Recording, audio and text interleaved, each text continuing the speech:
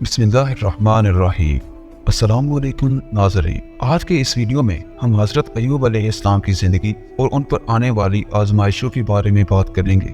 ہم جانیں گے کہ اللہ نے کیسے آپ پر آزمائشیں کی اور کیسے آپ علیہ السلام ان پر صبر و شکر ادا کرتے رہے، اور کیسے اللہ تعالیٰ نے ان سے مال و دولت، کھیت، باغات، جانور، یہاں تک کہ ان کی اولادوں کو واپس لے لیا۔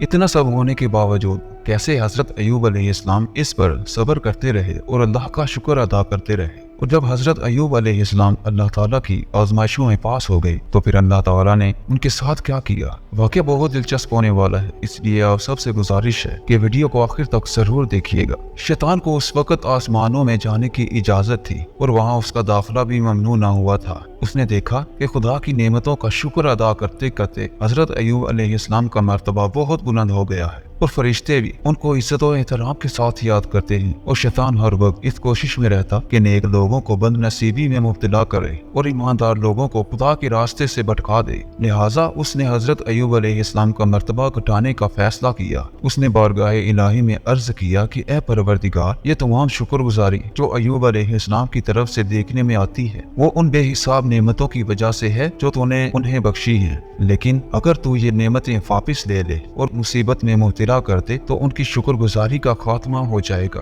اور وہ ہرگز تیری کسی بھی نعمت کا شکر ادا نہیں کرے گا۔ بس تو مجھے ان کی بے حساب دولت پر اختیار دے تاکہ یہ ثابت ہو جائے کہ میں جو کہہ رہا ہوں وہ درست ہے۔ خدا تو اپنے بندوں کے تمام بیتوں سے خوب واقف ہے اور ان کے ظاہر و باطن کو بھی بخوبی جانتا ہے۔ لہٰذا اس نے حضرت ایوب علیہ السلام کی ثابت قدمی اور ایمان کی پختگی کو دوسروں پر ظاہر کرنے کے لیے شیطان کی یہ بات منظور کر لی اور فرمایا کہ میں حضرت ایوب علیہ السلام کا مال و دولت اور اولاد تیرے اختیار میں دیتا ہوں اور تجھے ان چیزوں پر مسلط کرتا ہوں۔ اس کے بعد شیطان زمین پر آیا اور اس نے حضرت ایوب علیہ السلام کا تمام مال و دولت تباہ و برباد کر دیا اور ان کے بیٹوں کو بھی ہلاک کر دیا۔ جب حضرت ایوب علیہ السلام کو اپنی مال و دولت کی تباہی اور فرزندوں کی ہلاکت کی خبر ملی تو ان کی شکر گزاری میں اضافہ ہو گیا اور انہوں نے پہلے سے بھی بڑھ کر اللہ تعالیٰ کی حمد و ثنا بیان کی۔ اس پر شیطان نے کہا، خدایا اب تو مجھے حضرت ایوب علیہ السلام کی زرخیز زمینوں اور مویشیوں پر بھی مسلط کر دے تاکہ ان کی بے صبری ظاہر ہو جائے۔ اس پر اللہ نے حضرت ایوب علیہ السلام کی تمام زمینیں اور مال مویشی شیطان کے اختیار میں دے دی اور وہ سب کچھ اس کے ہاتھوں نیست و نابود ہو گیا۔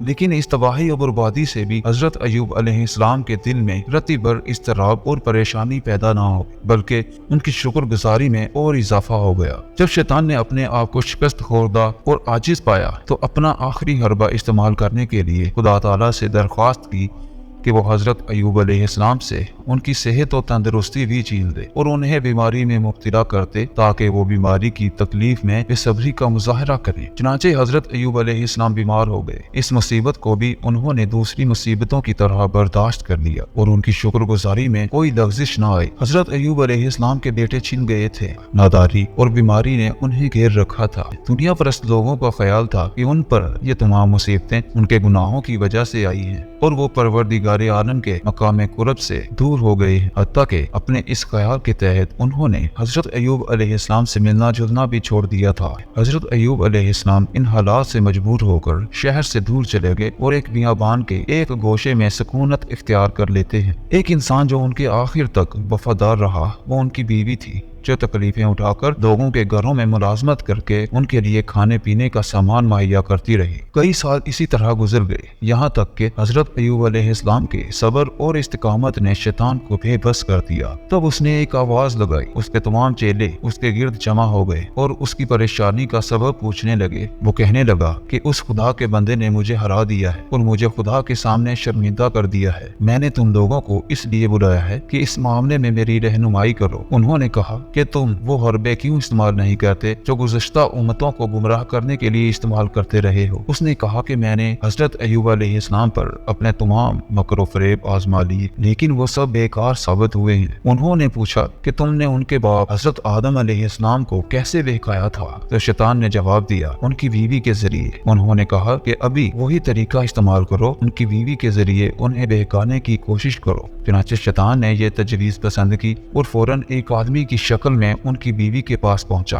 फिर उसके दिल में वसवसे पैदा करने के लिए कहने लगा कि तमाम मालो दौलत तो तुम्हारे हाथों से जाता रहा और तुम मुसीबतों में मुब्तला हो गए। तुम्हारा शोहर भी मरीज, कमजोर और बूढ़ा है। मैं नहीं समझता कि तुम्हारी ये मुसीबतें अब दूर हो जाएंगी। हजरत अय्यूब अलैहिस्सलाम की बीवी ने उसकी ये बातें सुनकर एक आ भरी तो शैतान ने कहा, तुम ये भेड़ अय्यूब अलैहिस्सलाम के पास ले जाओ और उनसे कहो कि वो इसे ज़िबा करे, लेकिन ज़िबा करते वक्त खुदा का नाम ज़ुबान पर ना लाए ताकि वो बीमारी से शिफा पाए। वो फौरन अय्यूब अलैहिस्सलाम के पास आकर कहने लगी कि ए अय्यूब, तुम्हारा खुदा कब तक तुम्हें अजाब में मुब्तला रखेगा? क्या वो तुम पर रहम नहीं खाएगा? तुम्हारी वो तमाम दौलत और फर्जंद क्या हुए? तुम्हारे चेहरे की खूबसूरती कहाँ गई? आओ और खुदा का नाम लिए बगैर इस भेड़ को ज़िबा करो और तमाम तकलीफ से निजात पाओ। हज़रत अय्यूब अलैहिस्सलाम ने कहा, क्या वो खुदा का दुश्मन तुम्हारे पास आया और उसने तुम्हारे दिल में वसवसा डाला है जिससे तुमने कबूल कर दिया? भला ये तो बताओ कि वो तमाम नेमतें जो हमें मुयस्सर थी हमें किसने अता की थी? बीवी ने जवाब दिया, खुदा ने। अय्यूब अलैहिस्सलाम ने पूछा, हमने कितने साल नाज़ा नेमत में बसर किए? तो बीवी ने जवाब दिया, 80 साल। तो हजरत अय्यूब अलैहिस्सलाम ने कहा कि जब से खुदा ने हमें इन तकलीफ में मुब्तला किया इसे कितनी मुद्दत गुजरी है? उनकी बीवी ने कहा,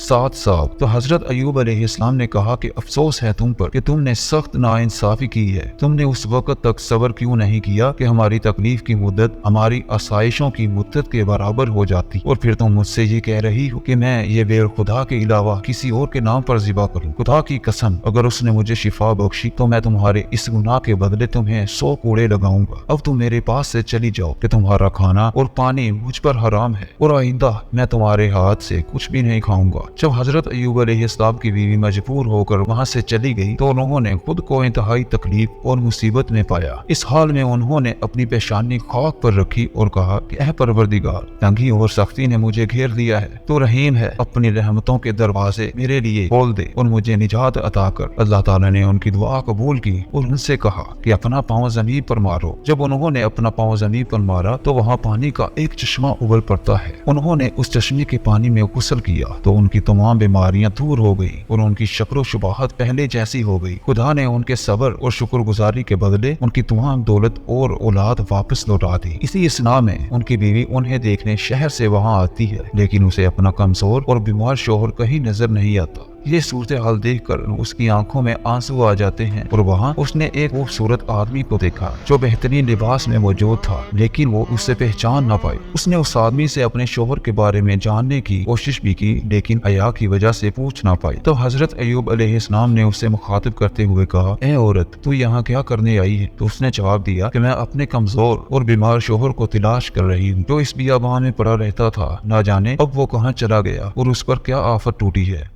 तो हजरत अय्यूब अलैहिस्सलाम ने पूछा, अगर तुम उसे देखो तो पहचान लोगी? तो उसने कहा कि तंदुरुस्ती और खुशहाली के जमाने में वो करीब करीब तुम्हारे जैसा ही था। उन्होंने कहा, सुनो, मैं वही अय्यूब जिससे तुम शैतान की पैरवी करने को कह रही थी। ताहम मैंने खुदा से गुजारिश की कि वो सभी नेमतें मुझे वापस लौटा दे। इस वक्त हजरत अय्यूब अलैहिस्सलाम पर वही नाजिल होती है, तुमने अपनी बीवी के लिए 100 कोड़े मारने की कसम खाई थी, बस आप अलैहिस्सलाम सान खून की चारू से एक मरतबा मार दीजिए। इस तरह आपकी कसम भी पूरी हो जाएगी और तुम्हारी खिदमत गुजार बीवी को कोई तकलीफ भी ना पहुंचे, क्योंकि वो परेशानी के ज़माने में तुम्हारी वफादार रही है। इसमें कोई शक नहीं कि खुदा ने अय्यूब के सब्र के बदले तमाम खोई हुई नेमतें वापस लौटा दी और फिर उनमें उतना ही इजाफा भी कर दिया, ताकि ये वाक़या रोशन ज़मीर और अक्लमंद लोगों के लिए यादगार रहे। इस वाक़या से हमें ये सबक मिलता है कि जब भी कभी कोई मुसीबत, बीमारी या परेशानी आए तो सब्र से काम लेना चाहिए। हर हालत में अल्लाह का शुक्र अदा करना चाहिए।